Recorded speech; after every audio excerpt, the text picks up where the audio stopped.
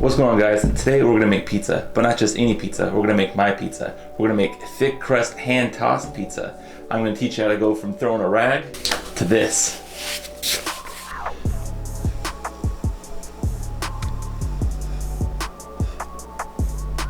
Now, my very first job I ever had was working for a pizza restaurant in Citrus Heights, California called Ciro's Pizza. I started off as a busboy, worked my way to the ovens, burned myself a lot, and then eventually made my way to making the pizza. Today, I'm not going to give you their recipe. I wouldn't do that to those guys. They're too cool for that. But I am going to share with you the way that I make pizza at home. And like I do with all of my recipes, I'm sharing this with you because I have a lot of good memories there. I made a lot of good friends, and this is a way for me to connect with my memories. All right, so let's make some pizza. All right, guys.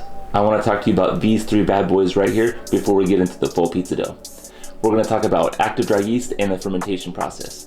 This is very important if we're going to make a good pizza dough, not crappy pizza dough. First, you need lukewarm distilled water, not tap water. Tap water comes with all of those extra friends that you don't want messing with your yeast. Second, we need some type of sugar that the yeast can eat that will start the fermentation process. The yeast is going to allow our dough to rise. Today we're using brown sugar. You could also use honey or regular table sugar. Once we start this, we're going to let it sit for about 10 minutes to allow the yeast to mature before we add the flour and all the other ingredients. All right, we will need 1 cup of water, 7 grams or 1 packet of yeast, 1 teaspoon of salt, 2 teaspoons of brown sugar, 2 tablespoons of olive oil, and 3 cups of flour.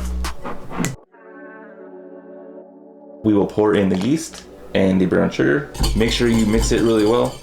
The yeast can sometimes clump in the water, and we want to beat it pretty good so that all of the yeast is being penetrated by the water. We're going to let this sit for about 10 minutes. This will allow the yeast to eat the sugar and start the fermentation process. All right, guys, it's been about 10 minutes, and you can see the fermentation process actively going on here. That's what you want to see in your water, sugar, yeast mixture before we start putting in the flour. Looks like fireworks. All right, we have our yeast mixture. I'm going to start with just a cup of flour.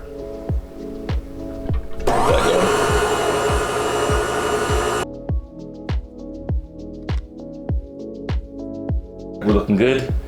We're going to go ahead and add in the salt,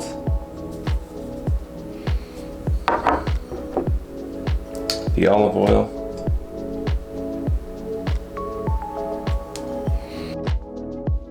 and then gradually add in 1 more cup of flour.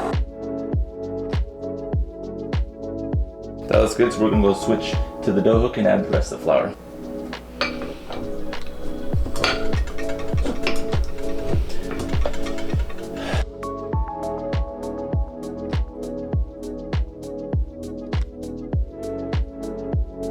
You may have to help out your dough machine a little bit to get those extra dry pieces that tend to sink to the bottom.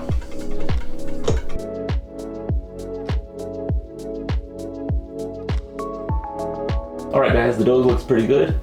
We need to transfer this into another bowl to allow the dough to proof overnight in the refrigerator. So let's go ahead and do that. We don't want the dough to dry out, so we're going to go ahead and brush the bowl with some olive oil. And let's knead this into a nice little ball before we put it in there, just for fun. Well, not for fun, it needs to be done.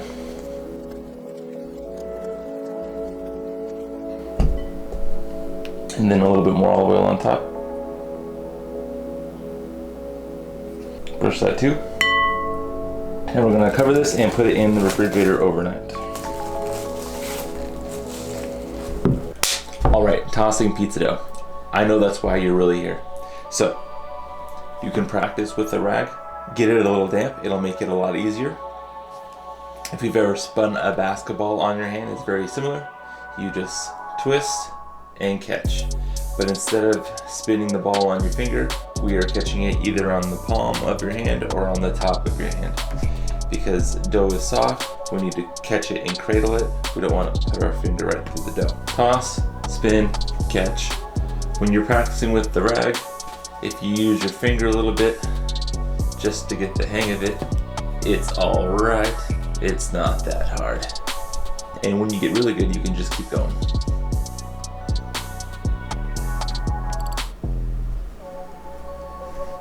And tomorrow I'll show you how to do the real deal. don't forget to whip your friends. There you go. All right, it's been about 24 hours and the dough has had a chance to proof. We're gonna let this sit out for about 20 minutes, half hour, and let the dough warm up a little bit before we roll it out.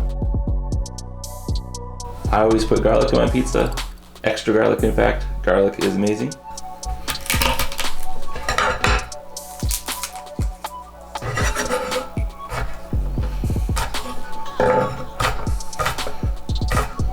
I put extra fresh basil on top of my pizza as well.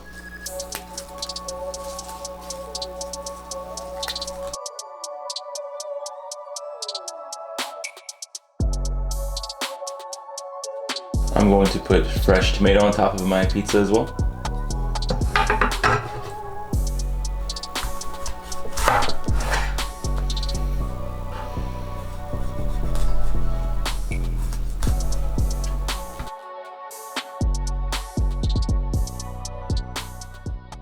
Let's go ahead and put some flour on the table so our dough doesn't stick.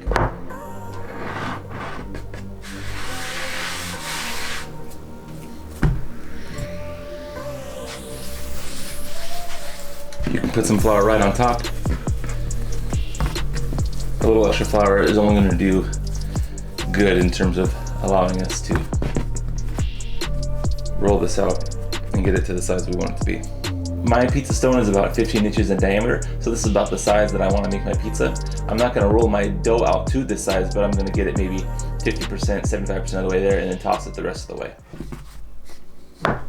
Pro tip, put the flour directly on the rolling pin.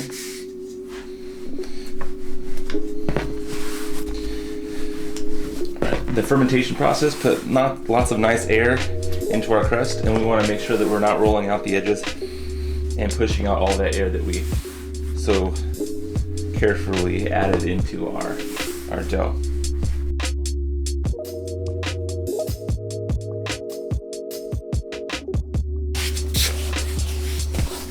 All right, when we toss it, we go careful.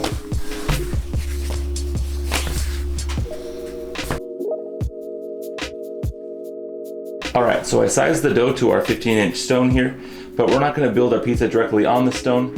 This stone needs to go in the oven and pre-bake along with the oven so that it comes up to temp. So we need to transfer this onto a cookie sheet. All right, and we will put the pizza back onto the stone when it comes time to put it into the oven.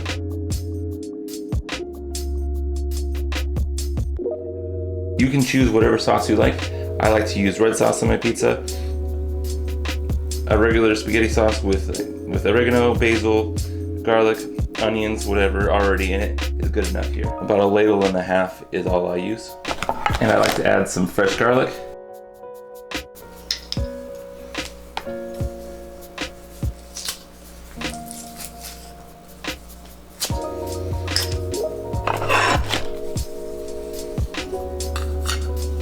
Make sure you mix that garlic around so it's not all clumped in the center.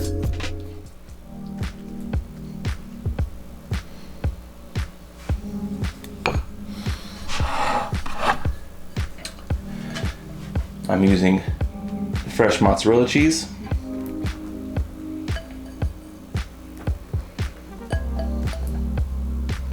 All right, we need to make sure we seal the sauce, which means pushing the cheese all the way to the edge and covering the sauce so the cheese connects with the dough like this. The reason we do this is because we want to make sure that all of the toppings stay on the pizza when we go to eat it. If you've ever taken a bite of a pizza and all of the toppings just slid right off, that's because your sauce was not sealed with the cheese. I'm a fan of pepperoni on my pizza. If you leave the pepperoni in the refrigerator before you go ahead and use it, it'll make the pepperoni easier to put on the pizza. It'll prevent the oils from warming up and making all of the meat stick to each other. I'm using a thicker cut pepperoni today. All right, some extra fresh tomato.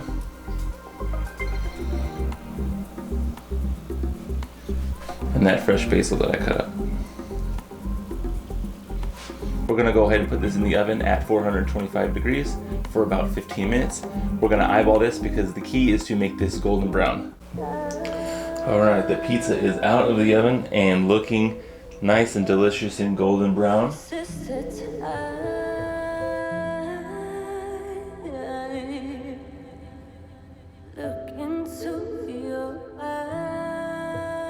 Time to cut it. And I have a confession to make. I hate these things.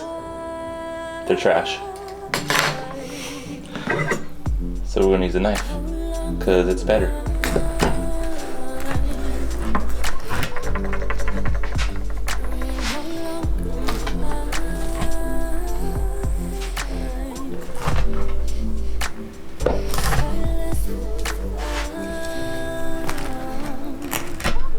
This smells delicious. Let's take a bite.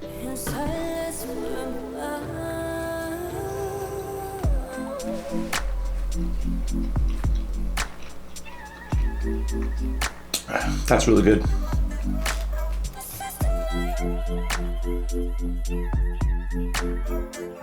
If you like pizza as much as I do, don't forget to like and subscribe.